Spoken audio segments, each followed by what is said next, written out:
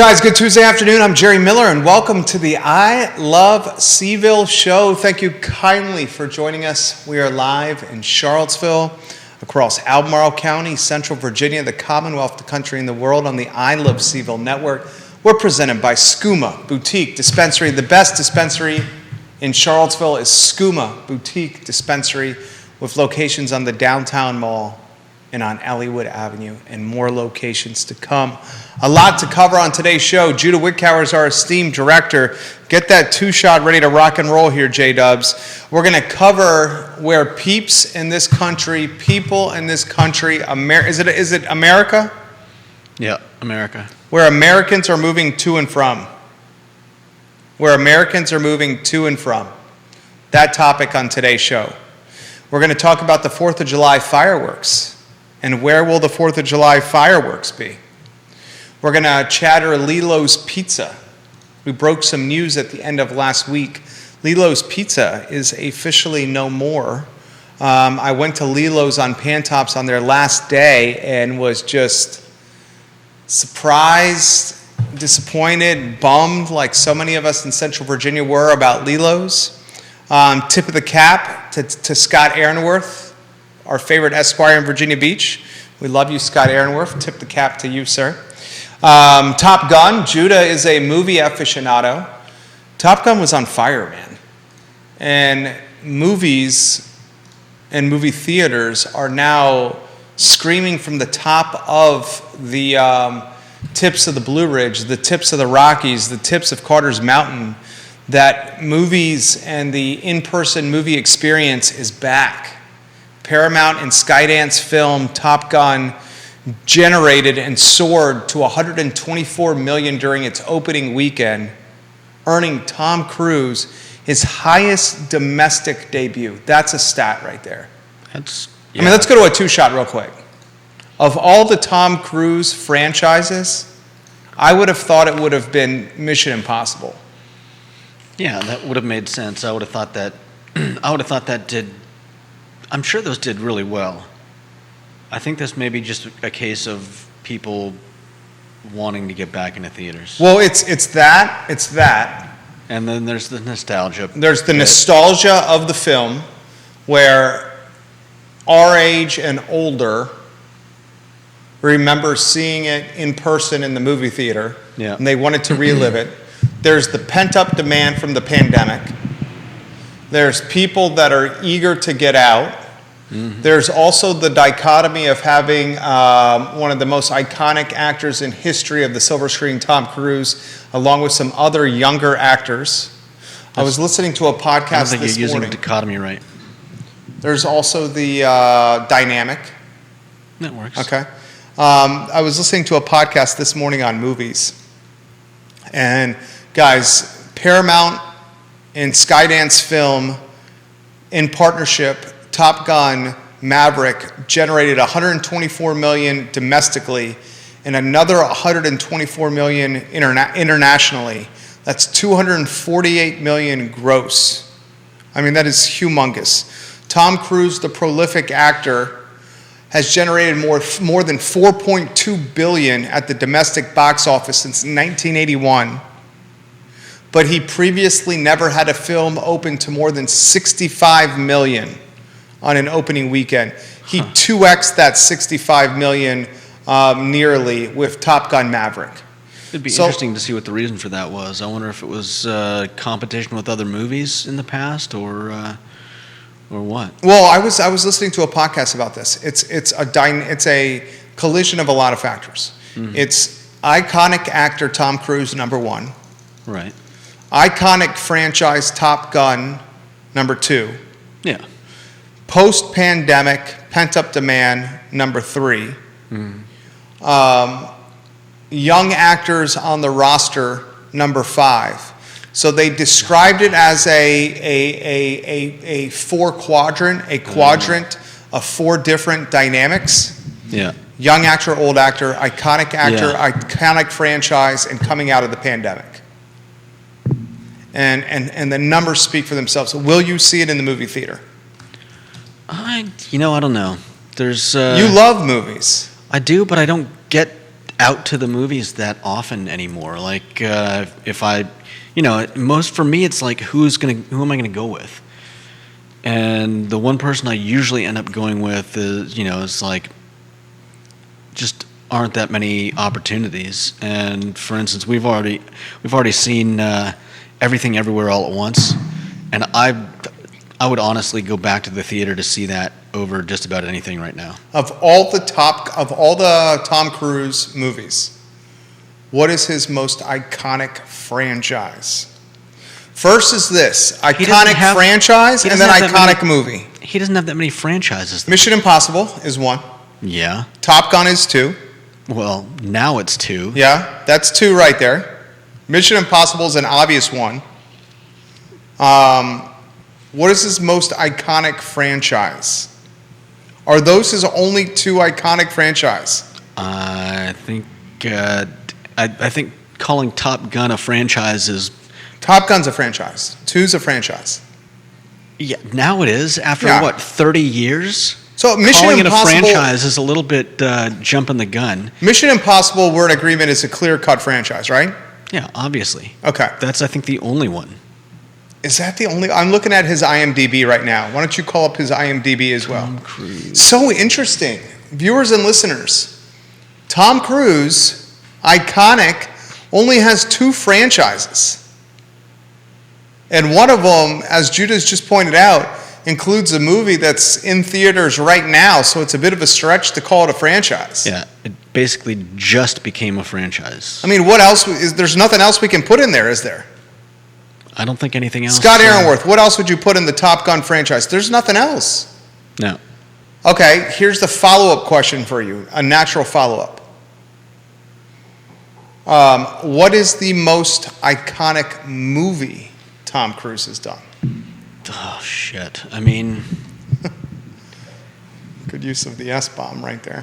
Let's hope your mom's not watching the show. I doubt she'll scream and go running. Can we slide this camera out a little? I don't like the angle on this one. Can you center this camera right here on me a little bit? Just go to the studio camera and center this on me. It's a little it needs to be, the body needs to be open this way. Can you studio camera and slide this camera out a little angled, please? You want me to move the entire... I just want you to slide this camera so it's a little more open, but first put it on the studio camera. Thank you so much. You're a great director. I really appreciate it.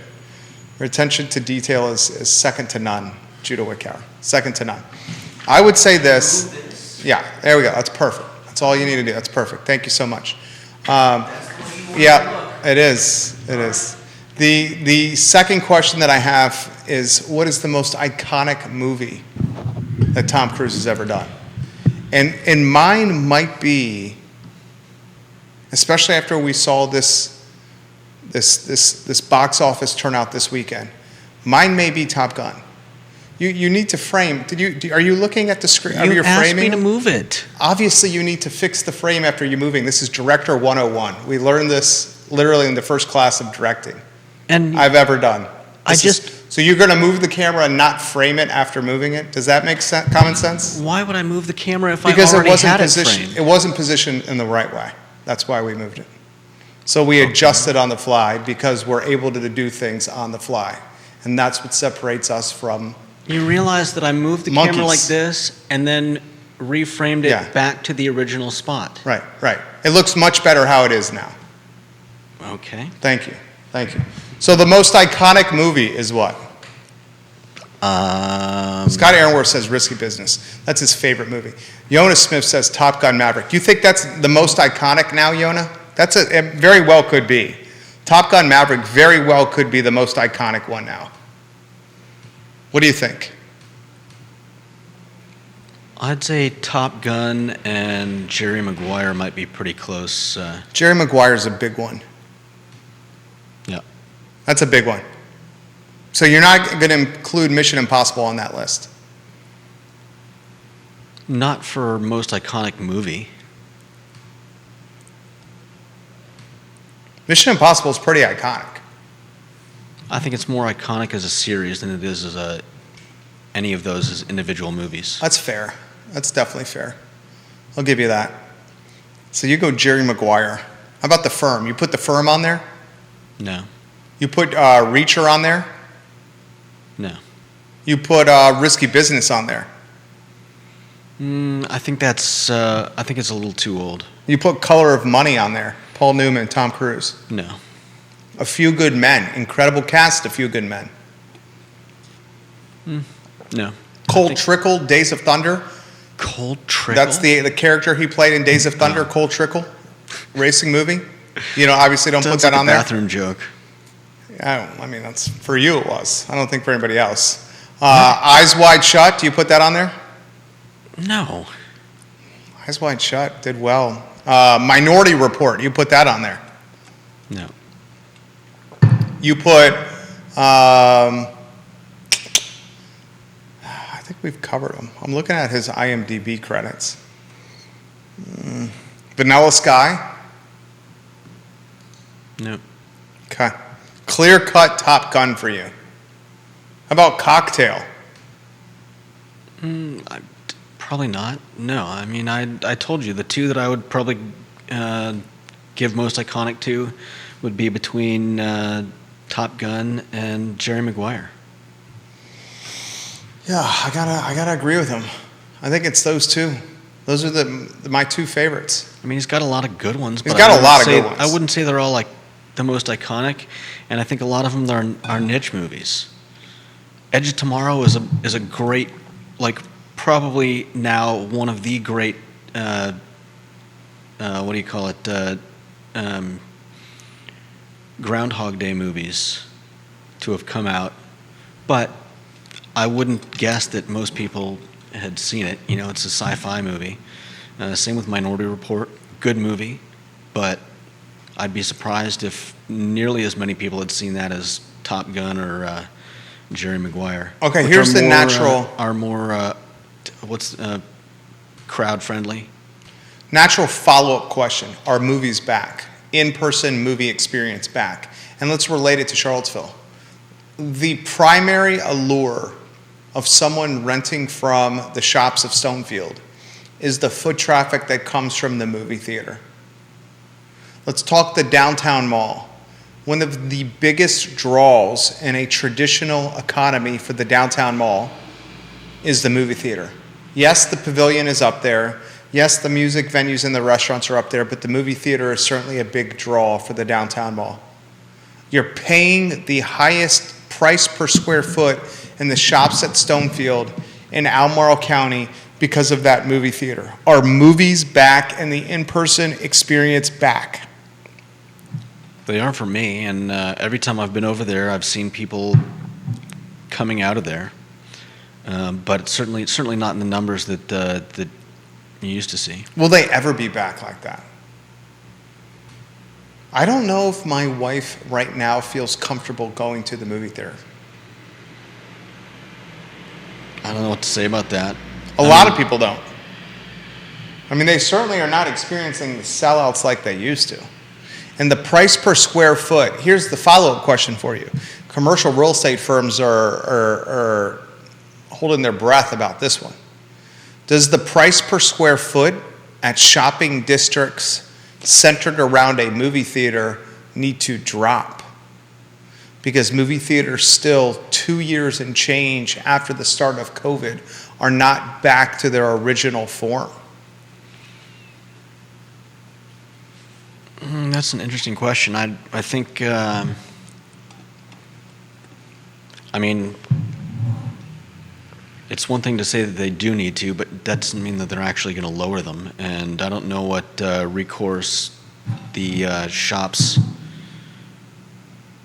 renting space there have to force a recount, I mean, they'd have to use the power of collective bargaining, and they'd have to negotiate with the landlord as a unit of all tenants negotiating as one. Yeah. And saying with the power of collective bargaining, They'd we have to insist that prove- the price per square foot is down They'd have because to be the able to foot prove traffic that is a the, lot lower because the movie theater is not operating in its true form. they'd It's have a very to be able to straightforward prove negotiation. that the numbers are down solely because of the movie theater. Yeah, the numbers are down because of the pandemic. Well, we all know the numbers are down because of the pandemic, but to prove that the numbers are down because of the movie theater is another story. Well, if the movie theater numbers are down because of the pandemic, then it's a natural segue that the shopping center foot traffic will be lower as well. It may be a natural segue, but that's still not proof. That's proof. No. How is that not proof? The movie theaters are publicly traded companies. We can see how many people are going through the movie theater turnstiles because they have to report that data. Okay. When we see that the turnstiles have diminished attendance, like at Regal Cinema, their attendance is diminished. We know that diminished attendance at the movie theater is associated with the pandemic and people not having the confidence to watch a movie inside. So if the movie theater attendance is down, the shopping center attendance is going to be lower as well. Yeah, but it's a leap of logic to say that that's proof that the lowered foot traffic in a shopping center like Stonefield is solely due to lack of people going to the movies rather than due to the pandemic. Everybody knows that foot traffic is down due to the pandemic. Well, then there are less people going to the movies because of the pandemic. That's an even better argument for them lowering their square feet. You're saying that the pandemic is down, that foot traffic in the shopping centers is down strictly because of the pandemic. But just use that to lower your price per square. Okay. And just be like, don't even worry about the movies. Be like, not enough people are coming here. What I would be doing if I was leading a collective bargaining effort of tenants, I would be extrapolating the data associated with the movie theater as my proof of performance or lack thereof that traffic is down. It's much easier to leverage data points associated with movie theater attendance than data points associated with Minster's athletic wear attendance at Stonefield. Minster's ain't counting bodies like a movie theater is. So I don't know. I would think it would be very straightforward to negotiate with the landlord and be like, look at how low the turnstile. Now, one thing going against that argument is the performance of Top Gun this weekend. I mean, you're talking about a box office opening weekend bonanza right there. The top opening weekend of any movie in the history. It's the top opening weekend of any movie in the history of movies. You know that, right? It's pretty amazing. That's amazing. That is absolutely amazing. In May, 2 years after this pandemic, we had the top weekend of any weekend in movies. Yeah. Now, a topic you wanted to touch on was moving, where people are moving to and from. And you got data points you want to relay to people. Let's get to that topic. If you want to go on a one shot and get the PTIs up, I'm down with that as well. You want me on a one shot? Sure. Okay. So where are people moving from? It's going to take me a second. That's all right. You can just relay it where people are moving from. Well, it looks like largely people are moving to the southeast. We've got lots and lots and lots of people moving to Florida and the Carolinas, some also to Georgia, and then we've got a lot of movement towards Texas and Austin. I think a lot of that is due to COVID. It's mask related. People are moving to Florida and Texas. Where is it less COVID jurisdictional? Where is it less COVID rules? Florida and Texas. We're the two wild wests in America. Florida and Texas. Okay. Half of the country is completely over COVID. The two states with the most COVID freedom are Florida and Texas. It's no secret people are moving there. Those are the top two states, right? What's that? What are the top two states people are moving to? Looks like Florida, Texas. Let's see. Florida and Texas are 1 and 2? Actually, I'd say Florida and South Carolina look like they're getting the most movement. What's the percentage? What's it read specifically? What's the data say? I don't have specific. I'm just looking at a couple different sites. U.S. cities that are seeing the most new residents and most growth. What do we got? Cities with the highest move-in numbers. I mean, if you wanted to live, if you were ready for COVID to be completely behind you, Florida and Texas is where you go. Joy Williams Long says, I think we all need to be smart and safe. However, we have to continue to live our lives. How are you guys living your life now? The numbers on COVID are popping. Are we living hesitant and still cautious and still masked and still unwilling to eat inside? No.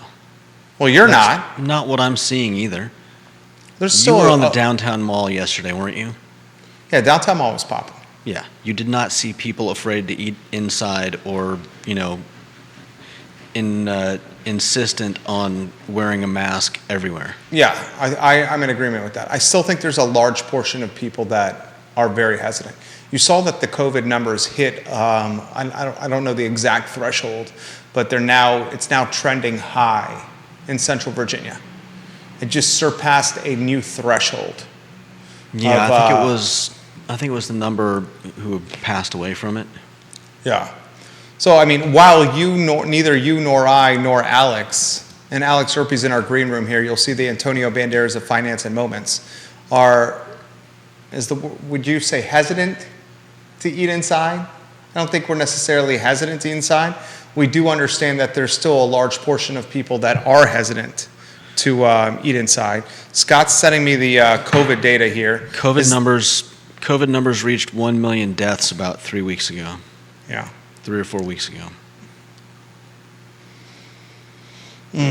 Texas, would you move to Texas or Florida? I might move to Texas if I had good reason to. I don't think I'd want to move to Florida. Why? Heat? Humidity. Yeah. I don't mind the heat. Probably fairly similar heat in Texas and Florida, but that humidity is killer. Would you rather live in the Wild West that we call Florida, or would you rather live in a densely populated super urban environment like Manhattan, knowing what you know now? Knowing what I know now about everything? Yeah. I mean, I don't think it really matters what I know. Where would you rather live? I definitely wouldn't want to live in a highly packed... So you'd say Florida? If that was my only choice, those two choices were the ones that were proposed. As opposed to like Midtown New York, yeah, F that. Okay, so you'd live in Florida? If those are my only two choices. Okay, so he says Florida. I would probably do the same. I'd probably do the same right there. Where are people moving from? What's the data say from? The data says about the highest move-out numbers looks like California and New York. That's why I asked New York. Basically the places with high concentration areas of lots of people. Yeah, right.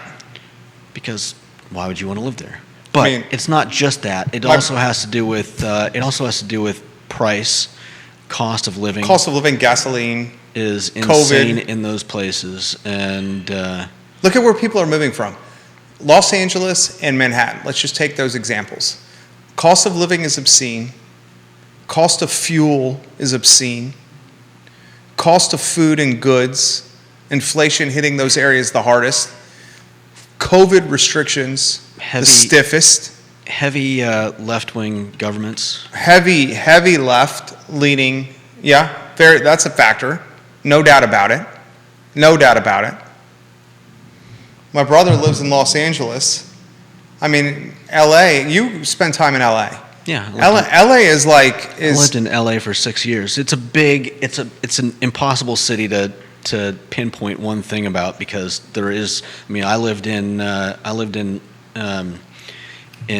the suburbs, and that's entirely different from, South Central Compton. There are so many different little areas in Los Angeles that it's hard to say one thing about it that stands true for the entirety of the city. We got a mom watching the show, and she's a respected viewer and listener of the show. She asked that I not use her name. She says, after 2.5 years, vaccinated and boosted, and working in the food industry, my daughter, my son, and I have all tested positive in the past 5 days for COVID. Very thankful to be vaccinated. I mean, it's definitely out there. You hear from a lot of people here that it's definitely running rampant right now. Yeah. Which is unfortunate. The fortunate aspect of this is we are able to spend time outside. I think another fortunate thing is that so many people are vaccinated and boosted, and we all know that someday, if it's not today, if it's not here already, COVID is just going to be endemic to our world, just like the cold and the flu. The flu. And from what I've from what I've read, best guess is that most people are saying that COVID is going to be somewhere between the severity of a cold and a flu, and it's just going to be another nuisance. Yeah, you get the cold, you get the flu, you get COVID. Another nuisance. 2 topics we want to hit on before we welcome Alex to the show. Brews on High has opened the newest Hunter Smith brand. Drive-through coffee. Drive-through coffee. It's called Brews on High Street. It's drive-through coffee. Today's the grand opening day, right? I believe it is. The former bank building on High Street. Both Judah and I believe that eventually you'll be able to do the brew-through experience, where you'll be able to buy beer in a to-go drive-through setting from Brews on High. I'm hopeful. It makes perfect sense. I mean, the owner of Brews on High makes his money, let's cut to the chase, through Champion Beer. Mm-hmm. Why wouldn't he have 6-packs, 12-packs, and cases on a drive-through menu where people can wrap around and go through a drive-through coffee shop and in the evening buy 6-packs, 12-packs, and cases of beer? Yeah. Why wouldn't he? Why wouldn't he do that? It makes perfect sense. And of the restaurateurs in our area, Hunter, much like Wilson Ritchie, like Andy McClure, has the creativity to try or think outside the box. So Brews on High has a grand opening today. We predict, our crystal ball, that this will eventually be a brew-through coffee shop morning and buy beer and drive-through setting in the evening and afternoon type of business. We broke some news on the show on Thursday, impromptu. Lelo's Pizza on Pantops is closed. Judah placed a phone call with them live on the show, literally live on the talk show. I went there Saturday, J-Dubs, to try to confirm that they were closing, and they are in fact closed. In fact, on Saturday, they had a sign at the door that said R.I.P. Lelo's. So I'm not surprised. Lelo's Pizza's no more. I'm kind of surprised. Well, no, I'm not surprised that they had a sign on the door saying we're closed. Well, after the talk show, called them. Yeah, right. And they said we are going to be closed. And then we put it all over the talk show. Yeah, you're right. Did you see that? I did the post over the weekend. Yeah, I saw. It went viral. Yeah, I saw a lot of people bemoaning the tragedy of losing Lelo's. It went viral. The question I have for you is, you take the Pantops corridor. Where is To-Go Pizza there? To-Go Pizza on Pantops. You have Marco's Pizza. Yeah, coming down. Where is To-Go Takeout Pizza now that Lelo's is closed on Pantops? You have massive density of neighborhoods. Massive density. You have Keswick. You have Glenmore. You have Ashcroft. You have the pavilions of Pantops. You have Rivanna Village. You have a boatload of rooftops. And the only to-go takeout pizza you have on Pantops, somebody correct me if I'm wrong, is Marco's Pizza. Someone explain that to me. There's no Papa John's over there. The Papa John's is at the base of Pantops. Well, another one hasn't been necessary with Lelo's up there right at the top. My prediction, what's your prediction for that spot? I think somebody's going to bring some pizza in there. My prediction is new pizzeria. You've got the infrastructure for it. Why not Why waste the time like tearing all that stuff out and trying to sell it or do something with it when you could just rent that place to another pizza purveyor. Exactly, and I want to emphasize this.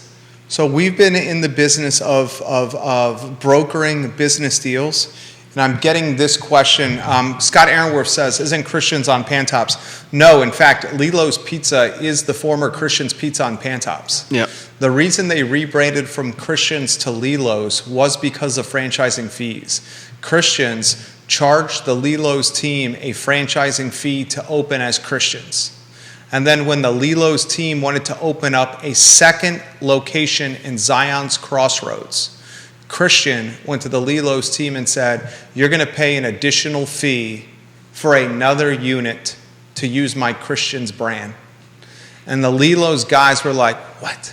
Why would we do that? We've already paid you a fee for the Pantops location." And in point of fact, that's going to be the last fee we pay you. And that's what they did. They said, "We're going to stop calling it Christians. We're going to rebrand it and call it Lelo's. You don't have proprietary control over the ingredients we use. You've already taught us how to make good pizza. We're making the pizza, and we have all your equipment. We are going to sidestep the goodwill and social equity behind the Christians brand, and we will rebrand it, a name that few people can say, and make it a brand that is a dog for a pizza parlor." And that's what they did. Few people can say Lelo's? I mean, a lot of people are confused by the name. If you go to Lelo's on Pantops, well, when they were open, they had on the register the history of the name and the brand. Because so many people are unable to say it. Interesting. Yeah. I don't remember ever seeing that. But Jay Wyant, Alder Creek, he's right. That's just over the Keswick border. Isn't that Jay Wyant? They got to-go pizza, and Jay Wyant, his pizza oven makes some damn good pizza. Not only some great live music at Alder Creek, not only some great pizza at Alder Creek, but some very colorful button-down shirts and some beautiful scenery at Alder Creek. Jay Wyant, you're exactly right, my friend. All right, last topic. In fact, why don't we get Alex on the show? And Alex, we'll get you on at this seat here, and we'll get Alex Urpí in the mix. I was talking about this earlier. So Judah knows this, Alex knows this, a lot of the viewers and listeners know this. We've been brokering a lot of business deals of late. In fact, we have 2 businesses that are closing or transitioning to new owners in early June. We'll make a big splash and let everyone know once these businesses officially sell. Now you would call them as under contract. So many people have asked me because they've seen on the I Love CVille Network. And Alex, good afternoon. Thank you for joining us. Oh, excuse me. So many people have asked us, they're like, why would people pay, let's just throw a number out, $100,000 for a restaurant, or $150,000 for a restaurant? Why wouldn't they just do it themselves? Well, the reality is the labor market is so pinched, and remodeling and construction companies are so far behind. So the likelihood of you getting a remodeling or construction company to build out your business as you want it, it's going to take months for you to get on someone's calendar year. Furthermore, the cost of goods are so volatile and fluctuate so much in price, you're likely going to pay more in your build out than just buying an existing business for pennies on the dollar. Oh, exactly. So the thinking is, and I'll get out of your way, you buy an existing business, you get it at a good price, and you don't have to go through the headache of outfit, of construction, and of trying to get inspections and building permits, and managing a volatile commodities market or labor market. Anywhere you want to go on this, and then I want to talk some hiring with you, Alex. Absolutely. No, you're exactly right. You buy the existing business because you weigh the cost benefit, and you sit there and say, by the time I purchase all the fixed assets that I'm going to need, the assets, the labor, and so forth, I'm better off just purchasing an existing business. It all comes in one package, and the only calculation you have to do there is how many times, because these things are usually sold as some multiple of revenues. So in other words, how many times revenue am I being charged for this business? And do I think that I can make it more profitable than it currently is? And if the answer to those two questions is A, it's affordable on the revenue side, B, I think I can make it more profitable than it currently is, then you pull the trigger and you buy the existing business. When you start from scratch, there's just more to calculate, because you're trying to then you have to figure out, okay, what's my profit margin after I lease the space, do the build out, hire the employees, hire someone to hire the employees if I need to use an agency, if I can't find them. And then you have to add in everything else. You have to add in the goodwill that you have to start creating, the brand you have to create for yourself. It doesn't already exist. You have to tell people where you are. You don't have to do it if you buy an existing business. They already know where it is. So there's just so much that goes into it that you can easily see that once the price is at an affordable level in terms of multiple of revenue, that there's just a lot of convenience to buying an existing business rather than starting from scratch and figuring that all out yourself. Alex Urpí dropping knowledge today. The most iconic Tom Cruise movie, Alex Urpí. The most iconic? For me, when I think of Tom Cruise, I kind of think of Mission Impossible stuff first, I will say. But Top Gun, which came out, their sequel finally, after all these years, is up there. Like the music always goes in my ear. Oh, I love it. Nicholas Urpí, married man Nicholas Urpí. Welcome to the program. We love you, Nicholas Urpí. Do you feel comfortable going to the movie theater and watching a movie in the movie theater? I just went 2 days ago to see, not to see Top Gun, strange enough, to see Doctor Strange. Was it good? Oh, it was very good. I enjoyed it. Have you seen it, Judah? I have not. I went for the other multiverse movie, and I do not regret it. Days of Thunder, Bill McKenzie says. He likes Cold Trickle. Days of Thunder is his favorite. So what's your favorite? Is Mission Impossible your favorite? My favorite Tom Cruise movie? No. If I had to pick a favorite Tom Cruise movie, it would be A Few Good Men. A Few Good Men is fantastic. It's a fantastic movie. Okay. Rain Man in the top five Rain of you Man's guys? very good. You a Rain Man guy? Judah's not a Rain Man guy. No, not really. So I'll throw this to you here. Do you think that movies will be back as we knew them before the pandemic? It's a good question. I think yes and no. I think theaters will come back, perhaps not to the extent, because they've been cannibalized by streaming in many ways. Right. The fact that so many movies, because let's face it, in the old days, part of the reason you went to a movie is because you didn't want to wait 6 months to rent it on DVD. I remember when the movies would come out on DVD. I remember The Lord of the Rings having to wait, like the movie would come out in December, and then you had to wait till August to get the DVD. So part of it was there was this huge lag. Now you sit there and for a lot of people, if you're not really into the movie experience, in other words, if you're not really into the really loud sound and the big screen, and particularly if it's not a movie designed for that, you think your rom-coms, your chick flicks, your Oscar movies. In reality, you don't really gain too much with a really loud speaker and a really big screen, because the movie doesn't have special effects, it doesn't have sound effects. So you sit there and say, I could totally just watch this the same day it comes out on streaming. And so I think that's where I think it has changed. The fact that they went there, movie making companies, the fact that the producers went there because of the pandemic to the streaming platforms. Directly first changes, I think, a lot of the calculus for certain movies. Well said. Now, correct me if I'm wrong. Top Gun Maverick is not on streaming. That one, yeah, I think some of them are no longer doing, but the time frame is really small now. Yeah. I think Top Gun is not on streaming, but the gap between when it comes out and when it goes on streaming is very small. And also remind me of this. I heard this on the podcast this morning. Top Gun Maverick was finished 2 years ago and held. Oh yeah. It was not released at the start of the pandemic. It was literally canned and finished 2 years ago and released this past weekend, Memorial Day. Oh yeah, I remember seeing trailers for this in 2020. Yeah. At the beginning of 2020, before the pandemic came.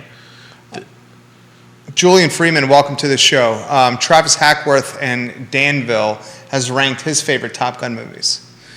He says 1 is A Few Good Men, in agreement with Antonio Banderas, Alex Urpí. 2, Top Gun. 3, Mission Impossible. 4, Days of Thunder. Travis also says, I almost wonder if theaters will, to a degree, revert back to single-screen entity experience. As opposed to having multiple. What's a single-screen entity experience? That's what I'm wondering about too. What is that? What do you mean by Yeah, single-screen entity experience, Travis? Neil Williamson, welcome to the broadcast. He says, you don't need to wear a patch on your arm to have honor. Was that a saying in Top Gun? Must have been a I'm saying not sure. in Top Gun. Perhaps, I'm not sure. No, that's A Few Good Men. A Few Good Men. That's A Few okay, Good Men. Okay. That's A Few Good Men. Travis says single building experience. One screen. Oh, okay. So in other words, there will only be one theater in a given movie theater. Like one. In other words, you're not going to go to Stonefield, Regal Stonefield, and have 14 movie theaters Right. in there. What? I see. How does that make any sense? One screen movie theaters, I don't think can survive. I don't think that would work. That's not going to work at all. Yeah. Especially if you've got like 2 or 3 blockbusters coming out at the same time. You're basically tossing money on the ground. Yeah, and Bill McKenzie echoes what Travis just says, back when there was only one screen in the theater. One screen theater I don't think could ever work I want to now. go back to one. Now, you I'm might not sure have what the less. point would even be. What? I'm not sure even what the point of that would be. Yeah. Well, we're showing our age here. The viewers are calling us out on being young here. They're saying that it used to be a one-screen theater. The Paramount Yeah. is a one-screen. That's it. You go Yeah. in, and that is the theater. That's all you got. What I'm saying is, I'm not sure that the entire experience will go back to that. I'm not sure on new movies what the profit to be made there is if you only have one screen. Now, granted, you may no longer have. I mean, Regal's got what, 14, 15, no, 14 at least. Is that Stonefield? Stonefield. Most Okay. theaters today have at least 10. Now, you may no longer have 14, but as you may sit there and say, I'm not getting enough people to fill 14 theaters, ergo I'm going to drop the number of theaters that future ones produce, but I'm not sure you'd go back to single screen unless you were really looking for a niche. You'd have to be a real niche market. It would almost have to be like an indie theater.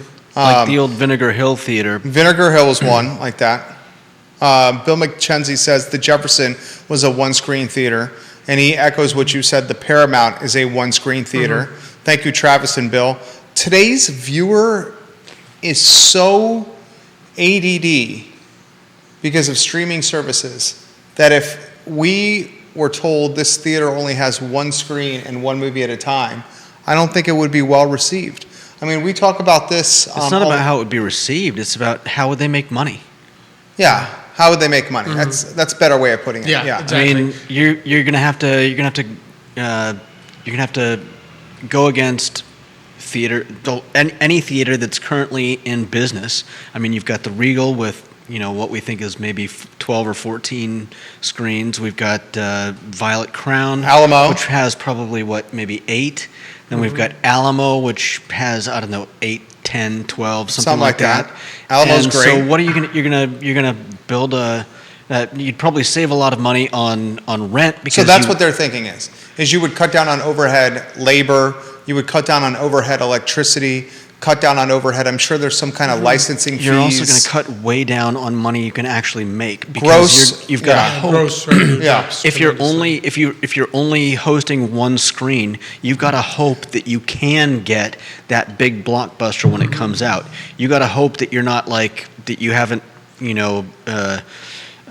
sworn your theater for A crappy X when Top Gun Maverick comes out, Right. because then you're like, we could have made bank right now, but instead we're hosting. Bill says I was ADD before the multiplex theater. Basically saying, you guys are young SOBs right there. That's what he pretty much was saying right there. All right, let me throw this to you here. I've been eager to ask you about this. So I'm going to rattle off some publicly traded big tech companies that are slowing their hiring.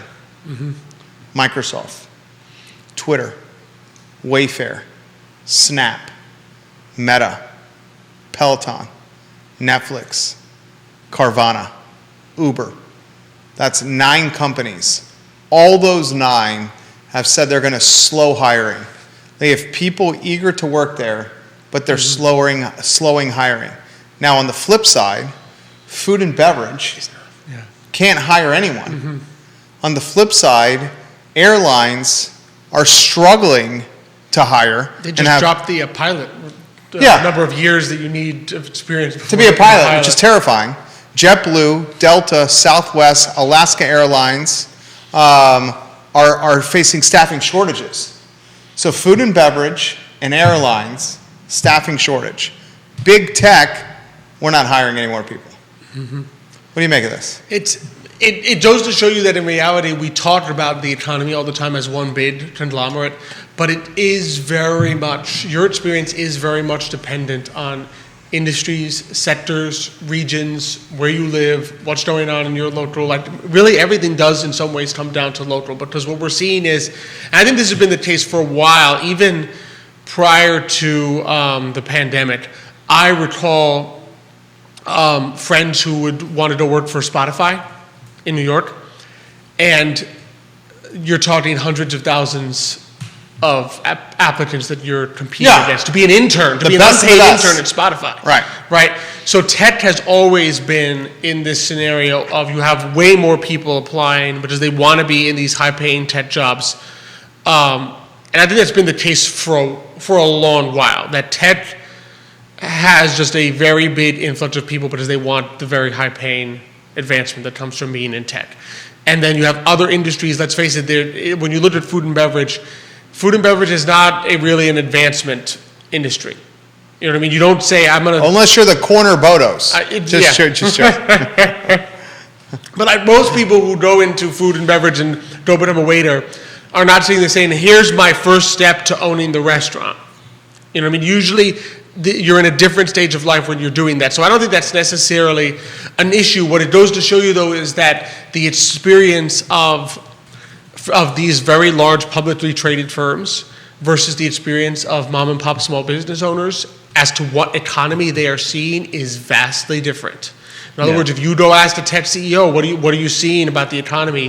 His answer and what he thinks needs to be done about the economy is going to be very different from the small business owner here in Charlottesville and what they think needs to be done in the economy, because they're seeing two completely different realities. Okay, let's do this. Let's play two roles here. You be the big tech CEO, and you tell us what needs to happen with the economy, okay? Mm-hmm. You be the front of the house manager at Maya Restaurant on West Main, and you tell us what needs to happen to the economy. You're the front of the house manager, Judah, at Maya Restaurant at West Main, and you are the CEO, let's say, let's call it, you're the CEO of Microsoft. Mm-hmm. What needs to happen to the economy? So, I mean, in reality... So you're not Alex Urpí right now. I'm not Alex Urpí. As the CEO of Microsoft, I'm sitting there saying, I want interest rates to be low so I can go and borrow at extremely low rates and then go buy back my own stock. So I'm not worried about... In reality, am I seeing some inflation? Yes, but I'm not sitting there saying I can't find anyone to hire. I'm not sitting there saying I have to pay my employees way more than I want to. I'm not sitting there saying, oh my goodness, my overhead is crazy, I can't find new land, because I already own tons of property that's extremely valuable in, what's that place in Seattle where the Microsoft one is? I forget, there's like a specific area of it.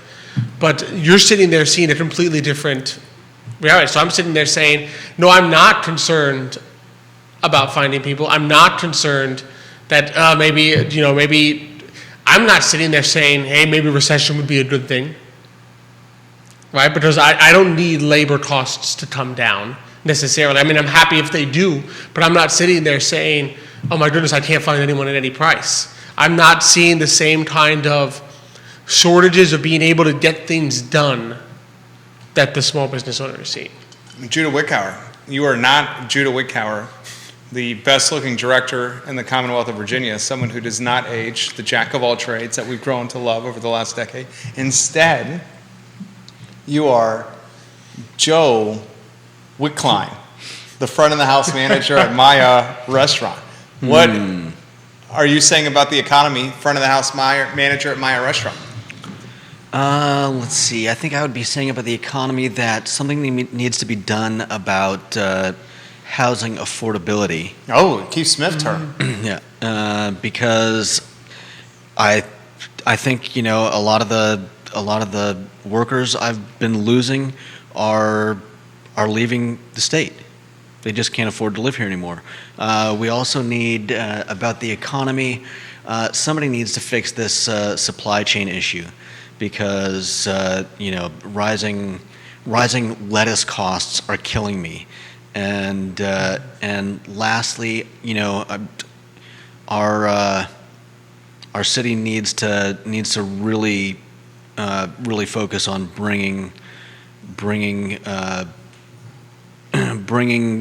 tourism traffic into the city, because that is going to, I think that money is going to spread throughout our community and help all sectors of Charlottesville life. Tourism, good for the economy, no doubt about it.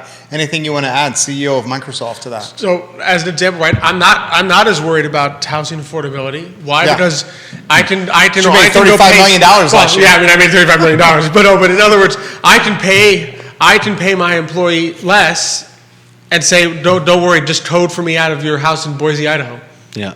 You don't need to come and live in San Jose or wherever, Definitely. San Francisco and these. Front of the house manager at Maya Restaurant. Why you can't make catfish out of your house for the team members? You can't do that? As much as our teammates would love to work from home, I don't think we're going to be able to make that work. I don't think you're going to do that in a restaurant.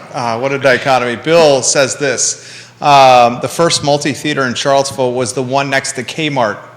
That was remodeled into two. I remember that one. Yeah. I remember that I one. went there. I remember going there. Yeah. Great cheap summer shows. Oh man. Then he says, then the theater on Greenbrier Drive, now Yeah. gone, was next. That was The awesome, theater too. next to Kmart was to the right where Hillsdale Drive is, not behind it.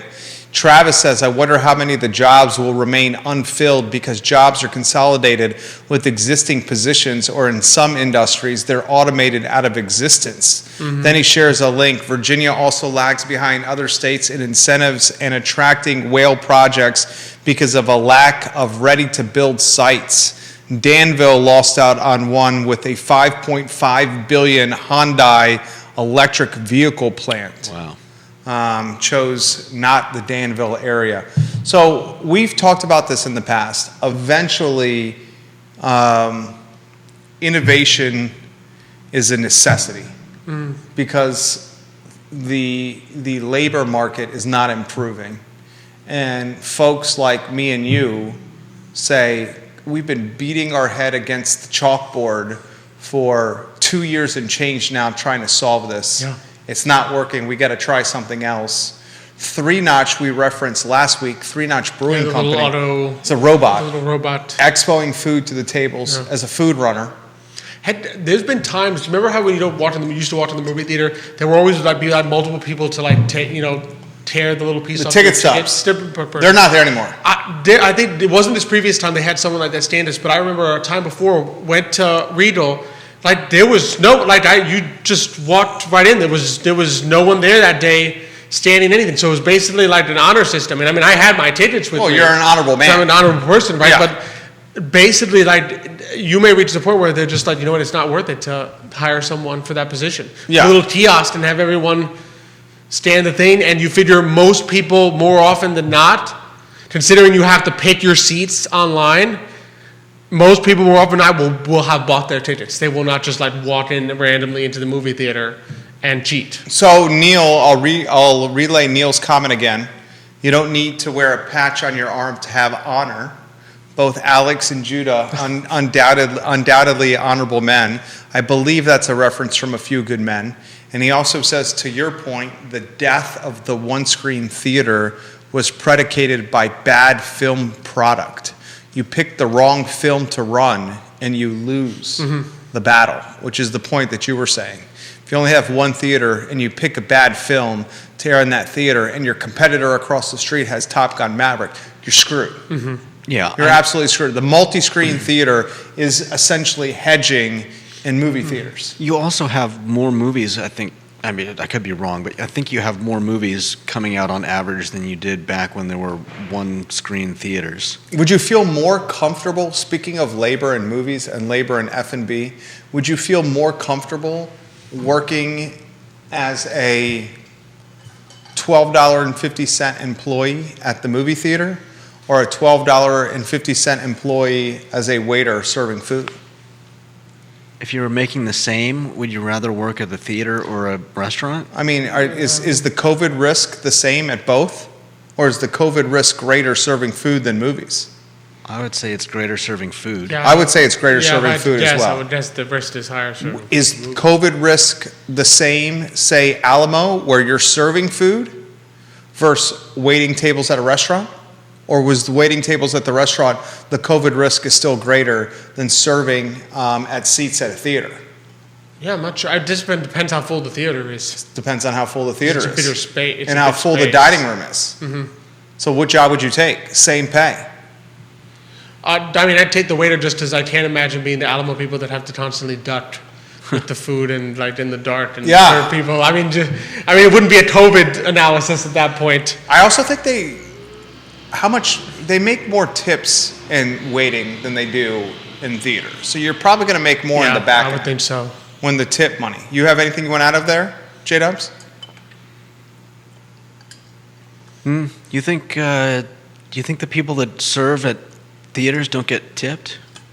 I think they get tipped. I don't think they're doing the volume of serving in restaurants, though. No, probably not. They're probably not getting paid as little either. Yeah. Yeah. Well, no, I wouldn't be surprised if the team member at the movie theater is making more hourly. Well, then I said But that you we're had already both making specified you were $12.50. giving me the same price. For Yeah, it. we're both making $12.50. Yeah, we're both making $12.50. Wild Bill, gone are the days of Beaver letting Gilbert in the side entrance of the movie theater. Judah, you used to sneak into the rated R movies when you were 15 into the side entrance, didn't you? I didn't have to. No, but my dad. Oh man, when he was away from us, he lived in I think it was Pennsylvania for a while for a job, and he would go into a theater, and I think he'd watch like 3 movies. My parents love movies so much, and they obviously had my brother and I. They took my brother and I. I was either 3rd grade and he was 2nd grade, or it was 2nd grade and 1st grade to go see Young Guns.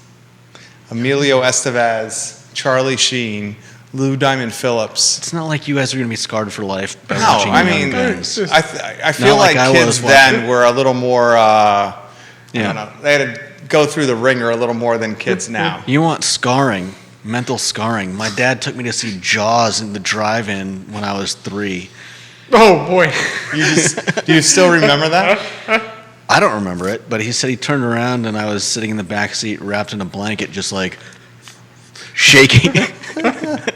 What did Xavier do to you, Alex? No, I mean they were pretty good. It was Yeah?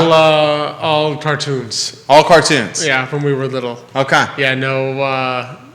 I think the biggest risk was that he took me. I was allowed to go with him to see the first Lord of the Rings, Oh, just in case it was. And I must have been. This was 2001, so I was 9. and Oh were my you goodness. were you good? Oh yeah, we loved it. We Okay. we didn't know anything about it when we first went to see the first one. So he still hasn't taken Nicholas or Michael to Lord of the Rings? They got to see 2 and 3. Okay. Afterwards. Xavier. When he realized it wasn't, they had been nervous. They were nervous it would be too violent and so forth. So once my dad saw it, he was like, "Okay, this is good. okay. Okay, this is good. This is okay." For them. And speaking of your dad, are we going to have the closer in the mix on Thursday? Yep, the closer is back on Excellent. Thursday. He is back from his New York business trip, so he will be with me co-hosting yet again. Well, you did a hell of a job running solo. Oh, thank you. But I have a feeling Thursday's show is going to be phenomenal with both you guys in the mix. Who is on the show? So we're gonna have on Jennifer from Monte Ventoso, which is like I didn't even know Nicholas, great CMO that he is, found it. It's actually like an Italian villa that you can go visit here in Virginia, as well as Ian Glomsty from Vitae Spirit is going to join us once Nice. again. So he talked about what's new there. There's always so many new things going on at Vitae, so it's always going to be fun to have him here on the show. It's going to be a darn good show. Thursdays at 10:15 a.m. on the I Love CVille Network, presented by Emergent Financial Services. We did a little bit of jingle beforehand with Emergent Financial Services and Block 1. Did you hear it? No, I When was probably driving. When I gain the courage again, I will sing the jingle one more time. We love Emergent Financial Services. We love what they stand for. You can find them online at emergentfinancialservices.com. Would you care to execute the jingle for Alex, J-Dubs? I don't know the jingle. Okay, I'll do it. I'll do it when I have a little bit more courage. I thought it was pretty good. We will see you Thursday. Yep, looking forward to it. We're looking forward to it as well. Judah Wickower, Alex Urpí, my name is Jerry Miller. Tomorrow is Wednesday, and the show is back at 12:30. On Thursday, we will have Sarah Robinson. She reached out to us from CBS 19. She watches the I Love CVille show all the time. She will be on the show on Thursday. She is, and she sent me an email about this, she's currently Miss Greater Charlottesville, and she's heading to Miss Virginia in June. So I believe she may be Miss Virginia. So I think Miss Virginia is in studio on Thursday. Is she going to compete in Miss Virginia? Or is she already? I don't know. The way she worded the email, she was already Miss Virginia, but I may be interpreting it wrong. Either way, we're going to have a little, is that a pageant? That's what it was. Yeah, they're pageants. That's a pageant, right? Yeah. We'll have some pageant talk on Thursday. Excellent. We'll have some pageant talk with the talented Sarah Robinson. This will be 2 years in a row. I know. That we get Miss Virginia comes on the network. Because she was on Today Manana. Today Manana, we had last year's Miss Virginia last year. She was dynamite. She was That's the hardest question I'm going to ask you. Do you remember her name? Oh. I forget her name too, but she was excellent. But she was excellent. Yeah, out of Lynchburg, I think. Mm-hmm. And then her Boys and Girls Club was her the charity that she was supporting. That's right. That's right. She was dynamite. Alex is always dynamite. Judah is always dynamite. I'm Jerry Miller, and this is the I Love CVille Show presented by Skooma Boutique Dispensary. We will see you guys tomorrow at 10:15 a.m. with Real Talk. Take care. Alex, bravo. Well done. Thank you. Good job. Another fun show. I liked the